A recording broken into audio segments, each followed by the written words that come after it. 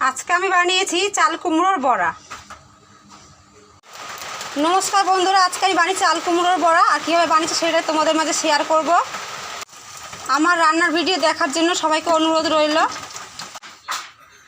চাল কুমড়োর বড়া করার জন্য আমি চাল কুমড়ো ঝিরিঝিরি করে কেটে নিয়েছি।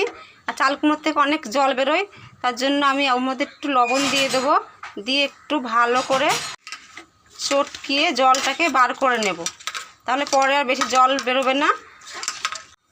চাল কুমড়ো চটকে নেওয়ার পরে দেখো কত জল বেরিয়েছে। এখন এই জলটা আমি ফেলে দেব। জলটা আমি ফেলে দিয়েছি। বড়া করার জন্য আমি মুসুরি ডাল ভিজিয়ে রেখেছিলাম। বেসন দিয়ে করলেও হয়, কিন্তু মুসুরি ডাল দিয়ে করলে বেশ স্বাদ লাগবে দেখে আমি একটু মুসুরি ডাল ভিজিয়ে রেখেছি। এখন এই মুসুরির ডালটা বেটে নেব। এখন বেটে রাখা মুসুরির ডালটা আমি দিয়ে দিলাম।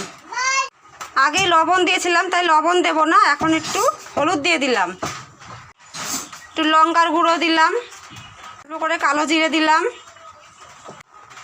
কুচনো পেঁয়াজ দিলাম। পেঁয়াজের অনেক দাম, তাই একটা পেঁয়াজই দিলাম, তোমরা চাইলে বেশি করে দিতে পারো।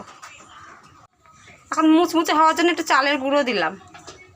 সব একসঙ্গে এখন মেখে নেব। ভালো করে আমি মেখে নিয়েছি। কড়াইয়ে তেল গরম করে নিয়েছি। এখন আস্তে আস্তে আমি বড়াগুলো ভেজে নেব। আঁচটা কমিয়ে দিয়ে ভাজবো।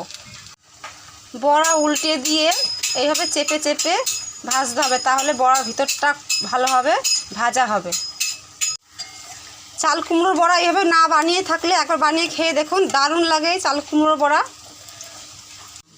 চাল কুমড়োর বড়া দেখতেও যেরকম সুন্দর হয়েছে, খেতেও দারুণ হয়েছিল, আর খুব মুচমুচে হয়েছিল এই বড়া খেতে।